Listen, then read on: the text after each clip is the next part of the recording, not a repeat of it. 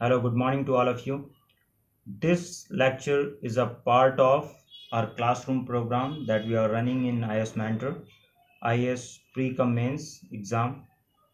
And this course is beneficial for the civil services exam, other state exams, PCS and PCSJ as well. ये जो course है ये हमारा IS mentor के अंदर जो आपका क्लासरूम प्रोग्राम चलता है, IS foundation and advance course हमारा क्लासरूम प्रोग्राम है, उसकी जो लेक्चर सीरीज़ होती है उसका पार्ट है ये। और ये मैं इसलिए यूट्यूब पे अपलोड कर रहा हूँ उन लोगों के लिए जो लोग क्लासरूम प्रोग्राम कमर्शियल कोचिंग में जाके अफोर्ड नहीं कर सकते हैं, और जो लोग यूपीएससी या कॉम्पिटिटिव एग्ज़ाम की तैयारी करना चाहते हैं लेकिन उनके पास इतने पैसे नहीं, उनकी फाइनेंशियल कंडीशन ऐसी नहीं है कि वो कॉमर्शियल कोचिंग अफोर्ड कर सकें, उनके लिए दिल्ली आना पॉसिबल नहीं है। तो उन लोगों के लिए ये सीरीज़ है। अगर आप लोग चाहेंगे, आप लोग बताएं अगर आपको अच्छा लगता है ये कोर्स, तो मैं आपको पूरी सीरीज़, पूरा लेक्चर, पूरा course, polity, economy, history, geography, सारे सब्जेक्ट्स यूट्यूब पे अपलोड कर दूंगा धीरे धीरे करके। ये पहला लेक्चर है, पॉलिटी का इंट्रोडक्शन है। इंडियन पॉलिटी यूपीएससी के अंदर सिविल सर्विस एग्ज़ाम में प्री और मेंस में जो पूछी जाती है, पॉलिटी एंड गवर्नेंस, उसका एक इंट्रोडक्शन लेक्चर है और इसमें काफ़ी कुछ आपको सीखने को मिलेगा और ये बहुत हेल्पफुल है लेक्चर रहेगा आपके लिए अगर आप इसको पूरा देखते हैं। ये ऑनलाइन रिकॉर्डिंग हुई थी, क्लासरूम प्रोग्राम है, यूट्यूब के लिए रिकॉर्ड नहीं हुआ था। क्लासरूम जो प्रोग्राम चल रहा है उसकी ऑनलाइन रिकॉर्डिंग की वजह से इसकी वॉइस में कहीं कहीं थोड़ा सा डिस्टर्बेंस है। वॉइस क्लियर है लेकिन कहीं कहीं बीच में ब्रेक है। वो जिस टाइम ये रिकॉर्ड किया गया था उस समय मोबाइल नेटवर्क से रिकॉर्ड किया गया था, इसलिए थोड़ी सी डिस्टर्बेंस है। लेकिन अगर आप पूरा लेक्चर देखेंगे तो आपको बहुत अच्छे से समझ में आएगा, कोई दिक्कत नहीं होगी। देख सकते हैं यूट्यूब पे free of cost. Thank you so much. Indian polity दिखाई दे रहा है? Yes sir.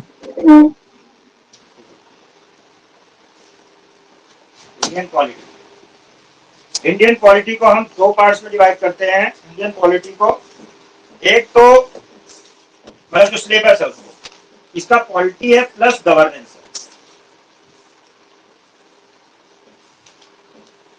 Polity plus governance, ये दो टॉपिक्स हैं एक्चुअल में जिसको हम पॉलिटी कहते हैं। ये क्या है? इससे ऊपर आता है पॉलिटिकल साइंस।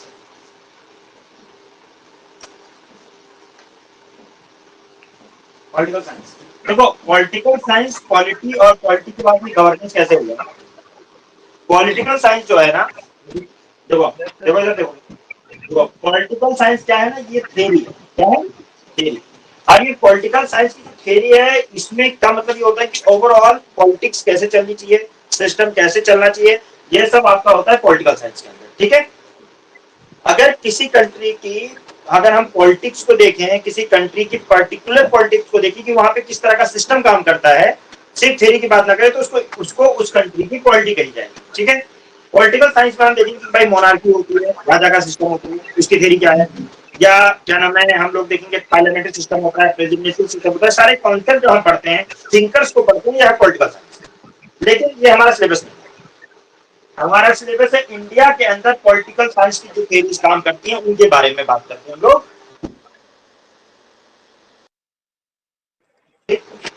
अब इंडियन पॉलिटी के साथ साथ हमारा देखो जो कानून है, जो व्यवस्था है, जो सिस्टम है, उस सबका जो स्ट्रक्चर है उसको पढ़ना और कुछ वर्किंग को पढ़ना हमारा है इंडियन पॉलिटी।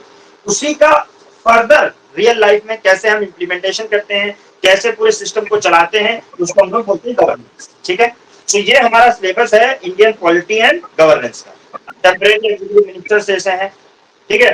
तो मिनिस्टर्स का स्ट्रक्चर पूरा की कैसे मिनिस्ट्री होती है, प्राइम मिनिस्टर होते हैं, और ये सब चीजें जब हम पढ़ते हैं तो उसको हम बोलेंगे इंडियन पॉलिटी।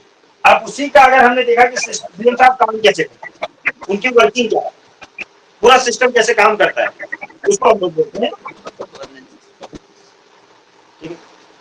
सलमान माइक बंद कर लो, किसी के डिस्टर्बिंग है वो टाइम दो, और जब बोलना हो तब माइक ऑन करो। ठीक है? अच्छा, तो इंडियन पॉलिटी प्लस गवर्नेंस, ठीक है, ये हमारा सिलेबस है। अब हम इंडियन पॉलिटी के अंदर क्या करेंगे, क्या चीज करेंगे, इसके लिए भी देखो गवर्नेंस की इंडियन पॉलिटी की एक किताब आती है एम लक्ष्मीकांत, सबको पता है, और इसके लिए भी एक किताब आती है एम लक्ष्मीकांत की, दोनों सेम किताबें, ठीक है। पहले आप पॉलिटी वाली किताब ले लीजिए, इसमें कुछ सेलेक्टिव सा पढ़ना होता है लक्ष्मीकांत से, इसलिए बहुत ज्यादा इसको लोग प्रेफर नहीं करते हैं, वो लोग नहीं लेते हैं, लेकिन गवर्नेंस की, लेकिन पॉलिटी की जरूरी है, ठीक है, लक्ष्मीकांत। साथ साथ में आपका एक किताब होगी बेयर एक्ट। बेयर एक्ट क्या होता है? कॉन्स्टिट्यूशन का किताब, देखिए ये पतली सी किताब है, ये this one is the constitution of India, दिख रहा है आप लोगों को? ये बेयर एक्ट है, क्या है इस पर लिखा हुआ है ना, बेयर एक्ट, ठीक है। अब with short notes and for the student short notes वगैरह लिखते हो अलग बात है, लेकिन एक्चुअल में बेयर एक्ट में सिर्फ कानून होता है, इसके अंदर सिर्फ और सिर्फ कानून की बात है, ठीक है। क्या है? लॉ, ठीक है। किसके बारे में बात की गई है? कानून की। एग्जैक्टली लॉ है क्या, कानून है क्या, कौन सा आर्टिकल इस बारे में बात करता है, इसमें सारे आर्टिकल्स की बात की गई है, ठीक है। इससे हमारा देश चलता है, ये संविधान है या आईने हिंदुस्तान है जिससे हमारा देश चलता है। तो एक बेयर एक्ट आपको लेना होता है और एक लक्ष्मीकांत की किताब, दो किताबें लेनी होती हैं। अब हमारा देश जो है वो भाई, ऐसे तो हम अगर कहते हैं कि हमारा पॉलिटिकल सिस्टम क्या है, उसको समझना इज इंडियन पॉलिटी, राइट। अब पॉलिटिकल सिस्टम ऐसे हवा में तो चलता नहीं भाई, एक छोटी सी कंट्री हो, छोटा सा घर हो, उसका भी अगर सिस्टम आपको चलाना है तो उसके लिए रूल एंड लॉज बनाने पड़ते हैं ना। बिना कानून के देश चलता है क्या? बिना कानून के घर चलता है क्या? है? हम लोग वैसे तो कहते हैं कि हम बहुत आजाद हैं, कहते हैं ना, लेकिन क्या रियल मायने में हम आजाद हैं? हमारा मन करे कि हम नंगे होकर बाहर घूम सकते हैं? नहीं घूम सकते, हम आजाद नहीं है। अच्छा, सुबह उठे, हमारा मन नहीं करा ब्रश करने का, हम ब्रश ना करें, किसी के सामने जाके बोलने लगो, भगा देगा, मुझे बदबू आएगी, तो है ना। चलिए, हम अगर कितना भी सोचें कि हम आजाद हैं, जो मर्जी वो करें, लेकिन ऐसा है नहीं, ठीक। आपको कुछ ना कुछ सुबह उठने से लेकर रात में सोने तक किसी ना किसी कानून से आप बंधे हुए। सुबह उठते हैं, लॉ ऑफ नेचर है, शाम को रात में सोने के लिए बेड पे जाने तक आप किसी ना किसी कानून से बंधे हुए हैं। ब्रश करना है, कपड़े पहनने हैं, इस तरह से करना है, उस तरह से करना है, यहाँ जाना है, वो इस टाइम पे ये पढ़ाना है, रेड लाइट है तो रेड लाइट पे रुकना है, ग्रीन लाइट हो रही है तो जाना है, ठीक है, 4:30 बजे क्लास में आना है। यानी हर चीज में कोई ना कोई कानून, किसी ना किसी रूल एंड रेगुलेशन से बंधे हुए हैं। अगर हमारी खुद की लाइफ हम कहें कि आजाद एकदम फ्री है, रैंडम है, ऐसा नहीं है, हम लोग सब डिसिप्लिन से बंधे हुए हैं, कुछ ना कुछ कानून होता है और उस कानून को फॉलो करना इज योर डिसिप्लिन, ठीक है। तो हमारा एक ये है कि भाई पूरे सिस्टम को सुचारू रूप से ठीक से चलाने के लिए कोई ना कोई कानून होना चाहिए। हम लोगों का ये कहां से आया है? ये हमारा जो आज इंडियन कॉन्स्टिट्यूशन है, ठीक है, ये इंडिया का जो भारतीय संविधान है, ये this is based on the ये जो कानून है वो है कॉन्स्टिट्यूशन ऑफ इंडिया, या इसको हम अलग वर्ड में आईने हिंदुस्तान, भारत का संविधान, अलग अलग आईने हिंदुस्तान उर्दू में, संविधान, भारतीय संविधान हिंदी में, अलग अलग नामों से इसको जानते हैं, ठीक है। Constitution is the rule of law, यानी लॉ ऑफ लैंड है, ये लॉ ऑफ लैंड आपका, ये कानून है असल। लेकिन ये यहां तक पहुंचा कैसे, कैसे बना, क्या हुआ, तो इसकी थोड़ी सी बैकग्राउंड है, थोड़ी सी डिस्कशन है, तो उसको हम लोग थोड़ा सा हिस्ट्री में जाके समझने की कोशिश करते हैं। देखिए, एंशिएंट टाइम से, बहुत पहले से किसी ना किसी कानून से हम लोग बंधे हुए हैं, किसी ना किसी तरह का कानून इंडिया में रहा है। एंशिएंट टाइम में कभी अगर हम जाएं तो इंडस वैली सिविलाइजेशन से फिर जब हम लोग नीचे आए वैदिक पीरियड में, तो हमारे पास रिटन एविडेंसेस मिलते हैं। देखो, इंडस वैली सिविलाइजेशन में जो लिपि है, जो कैलीग्राफी है, जो उनका जो क्या नाम है लिखने का तरीका है, वो आज तक हम लोग नहीं पढ़ पाए ठीक से, हम उसको डिसिफर नहीं कर पाए, ठीक है। उनकी जो भी चीजें थी, तो उसको बस हमें कुछ एविडेंसेस मिले हैं जिससे हमें कह सकते हैं कि भाई उनका भी कोई सिस्टम था, जिस तरह से सिस्टमैटिक प्लानिंग है, सिस्टमिक चीजें हैं, तो उनका भी कोई कानून से ही चल रहे होंगे, जाहिर सी बात है। लेकिन जो रिटन एविडेंसेस मिले हैं, जो चीजें मिली हैं, वो हमारा वैदिक पीरियड से, वैदिक पीरियड जिसको हम कहते हैं, जब आर्यंस आए उसके बाद में वैदिक पीरियड का टाइम है, तब से हमारे पास कोई ना कोई लिखा हुआ कानून रहा है, ठीक है। जैसे वेदास, वेदास को बोला जाता है आपुरुषा। आपुरुषा मतलब किसी इंसान ने नहीं लिखा जिसको, ठीक है, क्या किसने नहीं लिखा? इंसान ने नहीं लिखा। वो श्रुतियां हैं, श्रुतियां मतलब रिवेलिंग्स है, यानी डायरेक्टली फ्रॉम द गॉड, ठीक है। उसके अलावा होती है स्मृतियां। स्मृतियां मतलब जैसे कभी ऐसा हुआ करता था, ऐसा सोच के लिख दिया गया, तो रिमेम्बरेंस है। और जो श्रुतियां होती हैं वो रिवीलिंग्स है। तो ये जो वेदास है इनको बोला जाता है ये आपुरुषा, ये ईश्वर ने खुद रिवीलिंग्स की हैं। जैसे हम लोग कुरान के बारे में बोलते हैं कि खुदा की रिवीलिंग्स है, उसी तरह वेदास के बारे में था। ऋग्वेदा, यजुर्वेदा, अर्थवेदा, सामवेदा, ये सब वैदिक पीरियड है।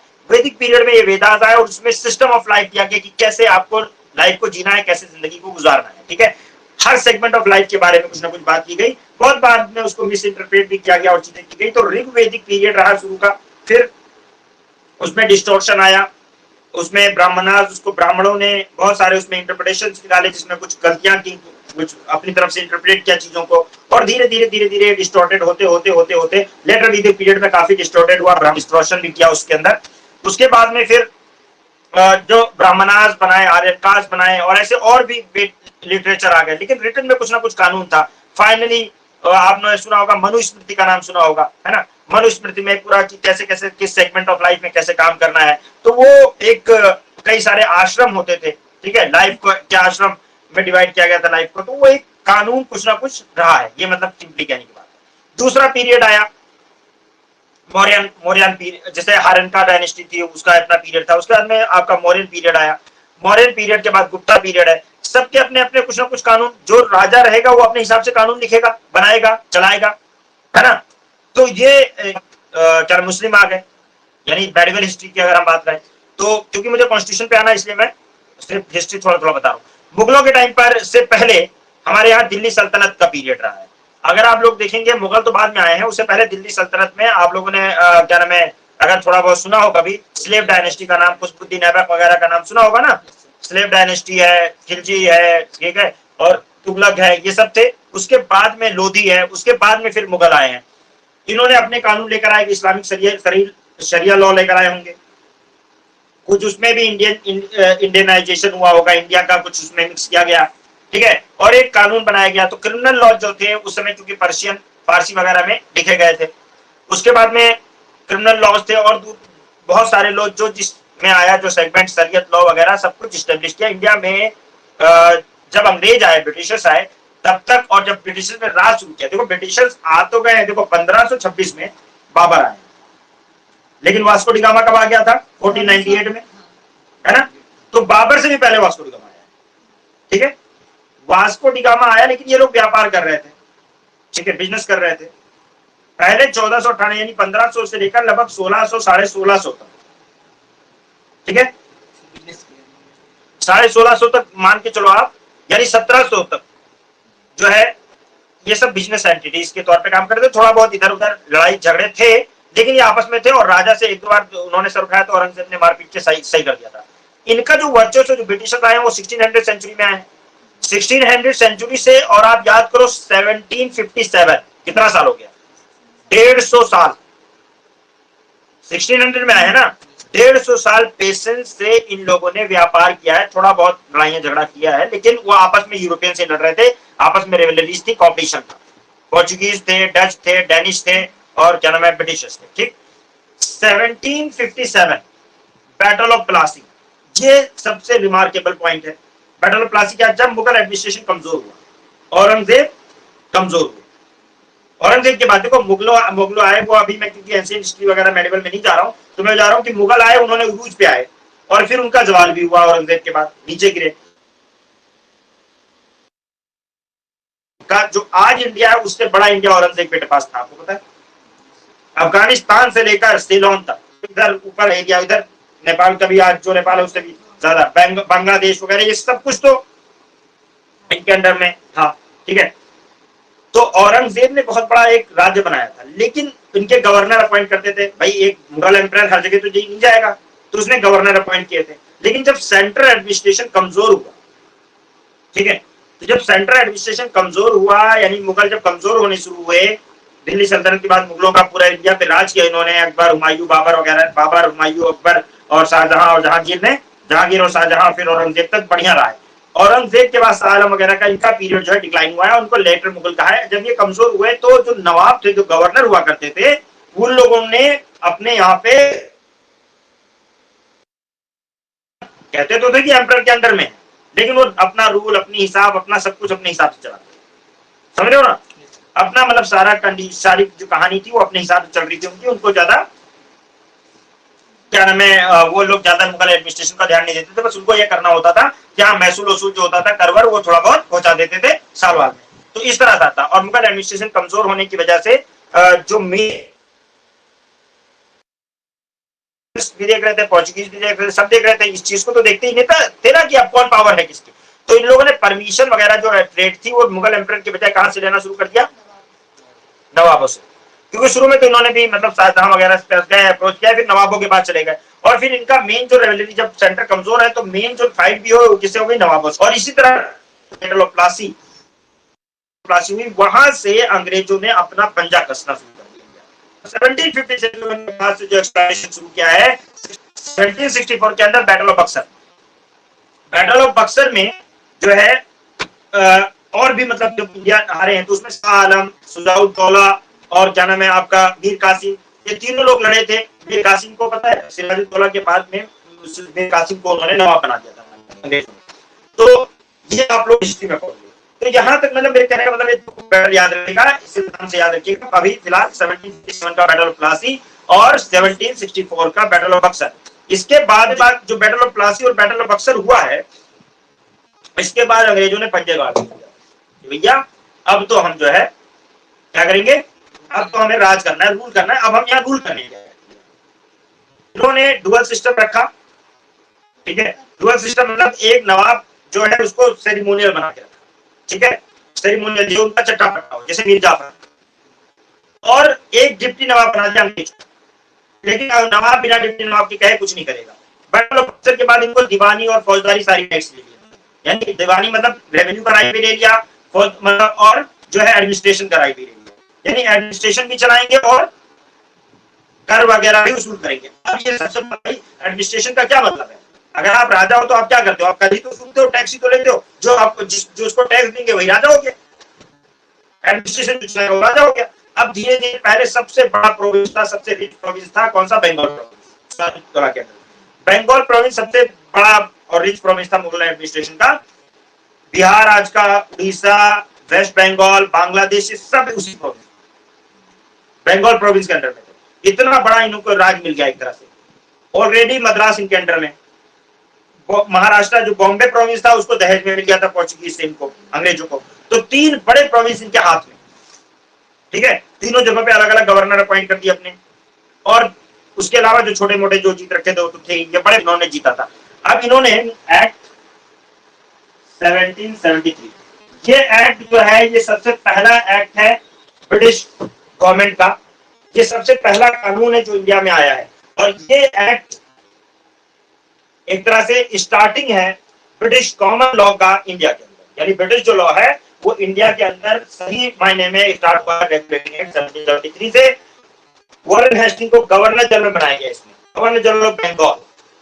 पहले हर प्रोविंस से उनका गवर्नर होता था, जैसे मद्रास का एक गवर्नर है, बॉम्बे का एक गवर्नर है, और बंगाल का एक गवर्नर है। अब इन्होंने गवर्नर जनरल ऑफ बंगाल को, गवर्नर ऑफ बंगाल को गवर्नर जनरल ऑफ बंगाल बना दिया। बोला ये जो बाकी गवर्नर होंगे वो सबऑर्डिनेट होंगे, मतलब उसको प्रेसिडेंट बनाने की कोशिश, सेंट्रलाइज करने की कोशिश, ठीक है। यानी फरमान कहां से जारी होंगे, कलकत्ता से। और ये टेंडेंसी, यानी कैपिटल एक तरह से ब्रिटिश कैपिटल जो बन गया वो बंगाल बन गया, कलकत्ता बन गया। कैपिटल जो शिफ्ट हुई है वो कब हुई है, 1911 में, यानी तब से लेकर 1911 तक कैपिटल कलकत्ता ही। 19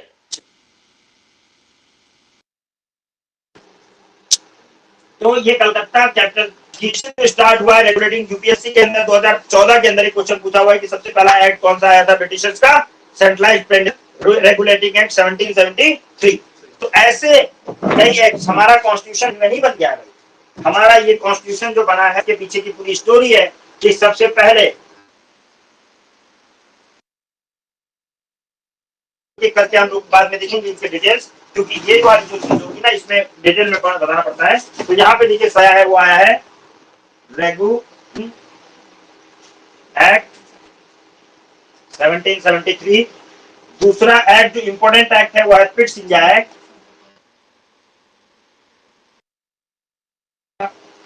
एक्ट 1784।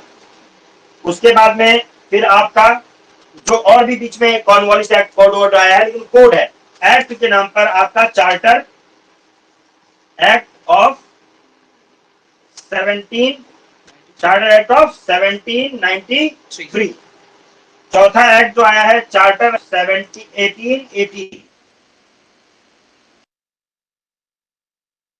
फिर चार्टर एक्ट ऑफ 1833, ठीक है। फिर चार्टर एक्ट ऑफ 1853, ये तो चार्टर एक्ट है। ये उस समय का संविधान है, उस समय का कॉन्स्टिट्यूशन है, उस समय का आइन है, ठीक है। उसके बाद में ये चार, फिर आपका government of India act, government of India act,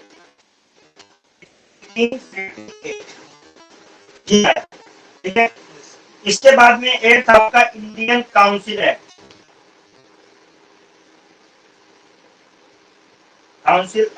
Indian council act आपका 1861।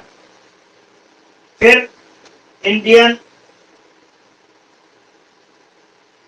Council act 1892। फिर इंडियन काउंसिल एक्ट 1909, या इसको मोरले मिंटो रिफॉर्म भी बोलते हैं, 1919। उसके बाद में आपका 11th एक्ट आपका गवर्नमेंट ऑफ इंडिया एक्ट, या इसको मॉन्टेस्क्यू चेम्सफोर्ड रिफॉर्म, या मोल्टफोर्ड रिफॉर्म।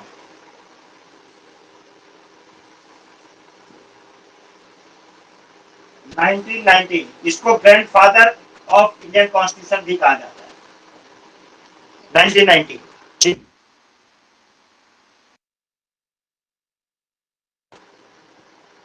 उसके बाद में आपका government of India 75% of your Indian constitution, 75% of your constitution of India taken from government of India 1935।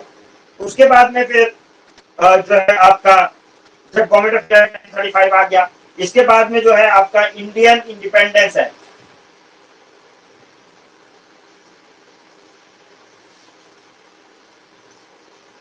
Indian independence है 1947। और फाइनली आपका मेन कॉन्स्टिट्यूशन ऑफ इंडिया,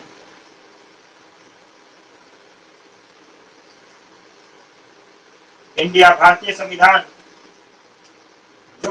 जो 2 साल 11 महीने 2 साल 11 महीने और 18 दिन लेकर, ठीक है, 64 लाख रुपए खर्च करके 11 सेशन में,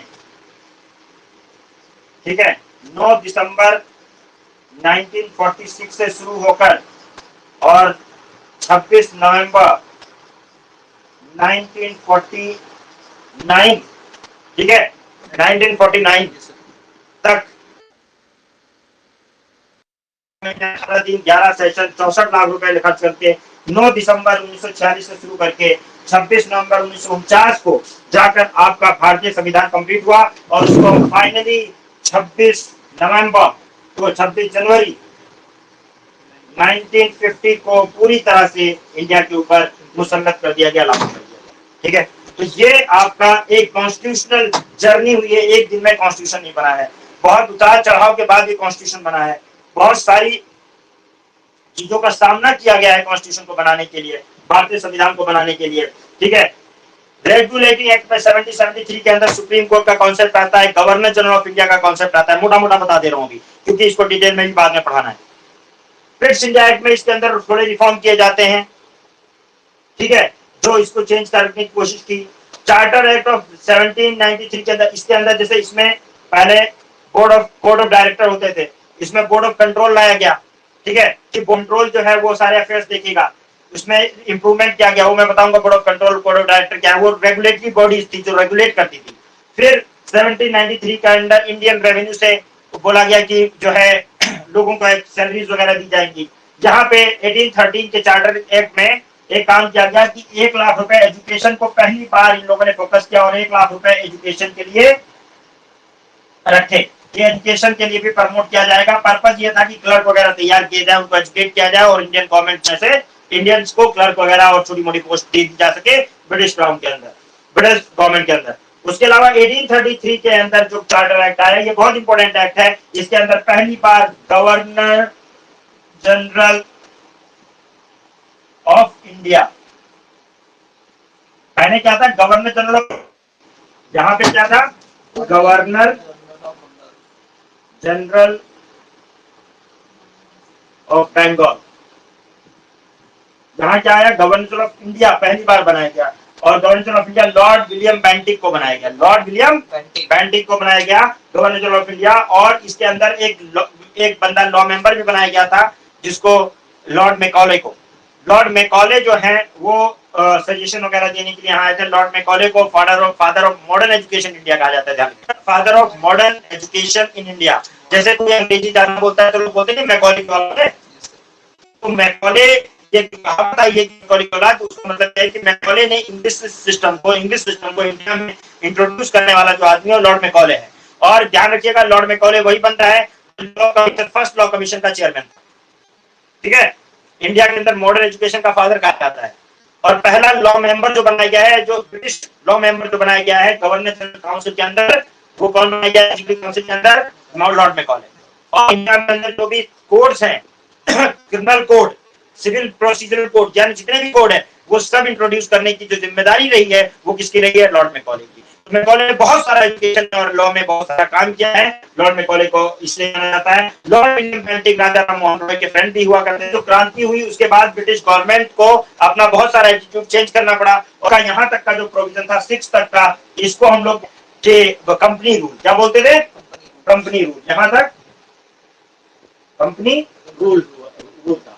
कंपनी रूल 17 मान लो 73 से अगर रेगुलेटिंग एक्ट से स्टार्ट किया जाए तो 1853 तक का 7 तक का पीरियड कंपनी रूल रहा है। उसके बाद में 1858 से जो पीरियड शुरू हुआ है इसको क्राउन रूल बोलते हैं,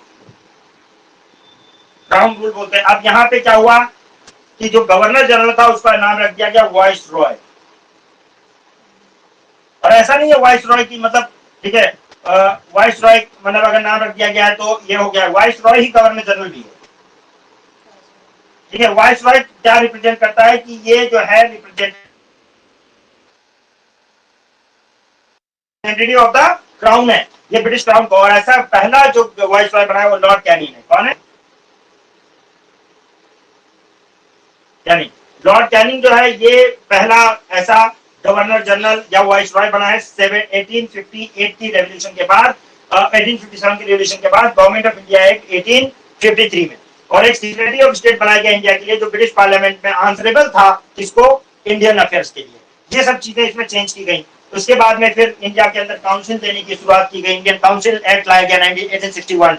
और उसके बाद में इसके अंदर भी थोड़े मेंबर्स और बढ़ाए गए कि इंडिया के अंदर काउंसिल जैसे हमारा लेजिस्लेटिव काउंसिल होता है यानी कि विधानसभा, ठीक है, पार्लियामेंट, उस तरह से कुछ प्रोविंस लाई गई कि इंडियंस को भी थोड़ा बहुत इंट्रोड्यूस किया जाए। और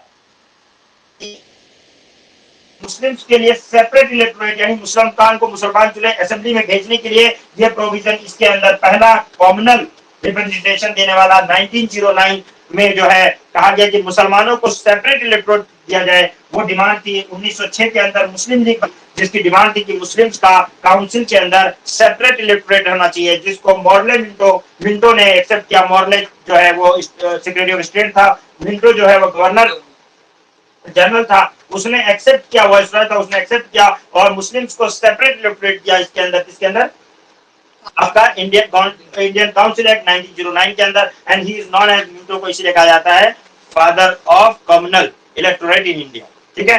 तो मिंटो इसको मॉर्ले मिंटो रिफॉर्म कहते हैं। ये पहला वो था एक तरह से मुसलमान हिंदुओं को डिवाइड करने का। इससे पहले भी लॉर्ड कर्जन के टाइम पे जब हिस्ट्री में आप पढ़ते हो 1905 के अंदर बंगाल पार्टीशन में हिंदू मुसलमान को डिवाइड करने की कोशिश की गई थी, बट कानून बना के यहाँ पे किया गया। उसके बाद में गवर्नमेंट ऑफ इंडिया एक्ट 1919, ये आपका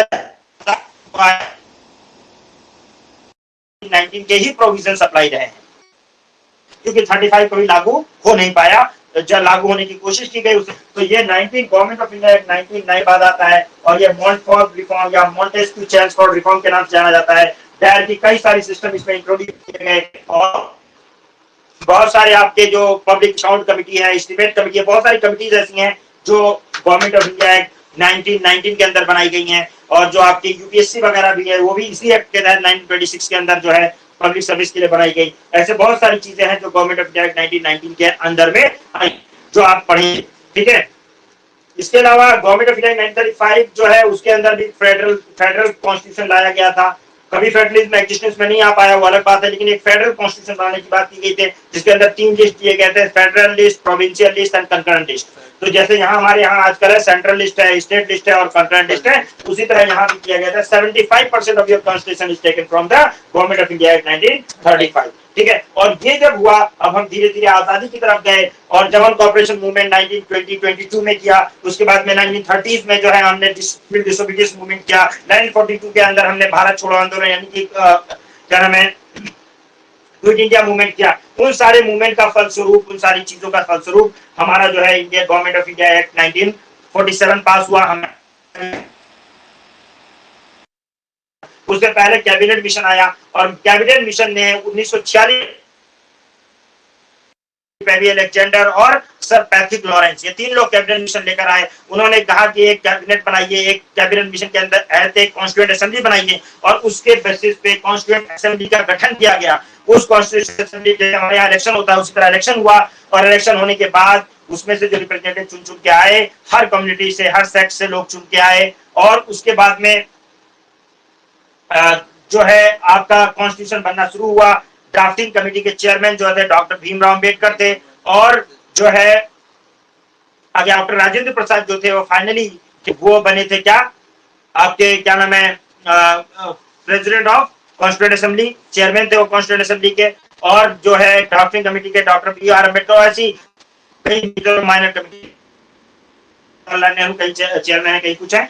तो ऐसे एक कमेटी बनाए, बहुत सारी कमिटीज इसके अंदर क्या नाम है कैबिनेट मिशन के तहत के प्रोविजन के अंडर में आपका असेंबली के अंडर में कई सारी कमिटीज बनाई गई, जिन कमिटीज का काम था कि कॉन्स्टिट्यूशन को कैसे फ्रेम किया जाए, उसकी रिकमेंडेशन देना। इन लोगों ने, जैसे पार्लियामेंट में डिस्कशन होता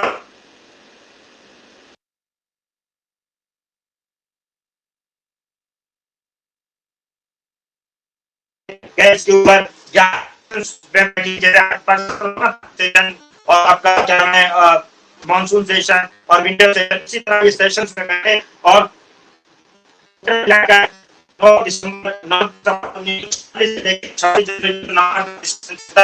फाइनली जो है 26 जनवरी 1950 को जो है हमारा संविधान लागू किया गया। इसीलिए हम लोग लिखते हैं with the people of India, जो सिंबल है, कॉन्स्टिट्यूशन जो है, जो शुरुआत है, जो प्रस्तावना है, जो कि बोलता है कॉन्स्टिट्यूशन का कि हमारा कॉन्स्टिट्यूशन क्या चाहता है, उसके अंदर हमको मेंशन कर रखा है। हमने कहा we the people of India having solemnly constituted India into sovereign, socialist, secular republic, and to secure to all citizens justice, social, economic, political, liberty of thought, expression, belief, faith and worship, equality of status and opportunity, and to promote among them all fraternity, assuring the dignity of the individual and unity integrity of the nation. In our Constituent Assembly on this day of 26 November 1949 to hereby adopt enact and give to ourselves this constitution. Adopt क्यों? क्योंकि बहुत सारे देशों का constitution हमने पढ़ा, पढ़ने के बाद उसको अडॉप्ट किया और इनेक्ट किया, लागू किया, और अपने आप को दिया है हमने, हम लोगों ने ये कॉन्स्टिट्यूशन, ये एस्पिरेशंस थी, ये फीलिंग्स थी, जो कि 13 दिसंबर 1946 के अंदर जो क्या नाम है ऑब्जेक्टिव रिजोल्यूशन एक जवाहरलाल नेहरू ने पास किया था कि हम लोग कैसे कॉन्स्टिट्यूएंट असेंबली के अंदर जो है कॉन्स्टिट्यूशन को बनाएंगे, कैसा कॉन्स्टिट्यूशन बनाएंगे। वो ऑब्जेक्टिव रिजोल्यूशन पास करने के बाद प्रीएम्बल बनाया गया, और प्रीएम्बल जो है उसने पूरा बताया कि हम लोग क्या चाहते हैं, और प्रीएम्बल का इसी का मॉडिफाइड फॉर्म ऑब्जेक्टिव रिजोल्यूशन का प्रीएम्बल है, प्रस्तावना है, ये फलसफा है कॉन्स्टिट्यूशन का, फिलॉसफी है भारतीय संविधान की कि हमारा भारतीय संविधान क्या चाहता है, हम लोग क्या चाहते हैं, ये पूरी हिस्ट्री है, ये जर्नी है कॉन्स्टिट्यूशन की जो आपके सामने लिखी हुई है।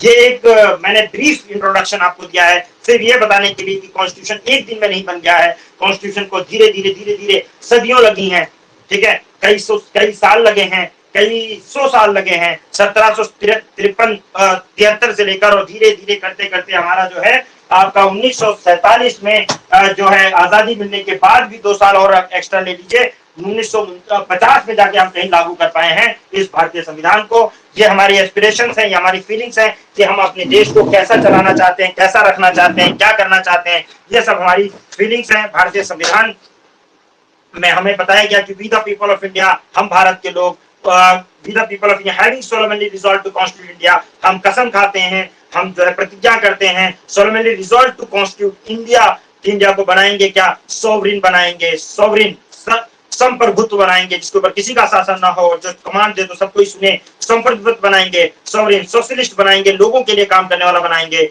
सेकुलर बनाएंगे, धर्मनिरपेक्ष बनाएंगे, डेमोक्रेटिक बनाएंगे, लोकतांत्रिक बनाएंगे, यानी कि, और रिपब्लिक मतलब कि आपका गणतंत्र बनाएंगे, ठीक है, रिपब्लिक बनाएंगे, यानी कि मोनार्की नहीं होगी, हमारे यहाँ लोगों के द्वारा चुनी गई सरकार होगी, लोगों के द्वारा हेड ऑफ स्टेट चुना जाएगा। ये हमारा जो है we the people of India having solemnly resolve to constitute India into sovereign socialist secular democratic and to secure to all citizen, और हम सिक्योर करते हैं सारे सिटीजन को, सारे देशवासियों को, टू गिव क्या, to secure to all justice, कैसा justice, social economic political, social justice, सब लोग बराबर हो समाज में, इकोनॉमिक कोई ज्यादा अमीर ज्यादा गरीब ना हो, लगभग सबके पास, ये ना हो कि एक आदमी के पास करोड़ों रुपए पड़े हुए हैं, अरबों रुपए पड़े हुए, और एक बच्ची जो है वो भाग भाग करके मर जाए, या छोटे छोटे मतलब खाने के लिए ना हो उसको, ठीक है, ऐसा नहीं होना चाहिए।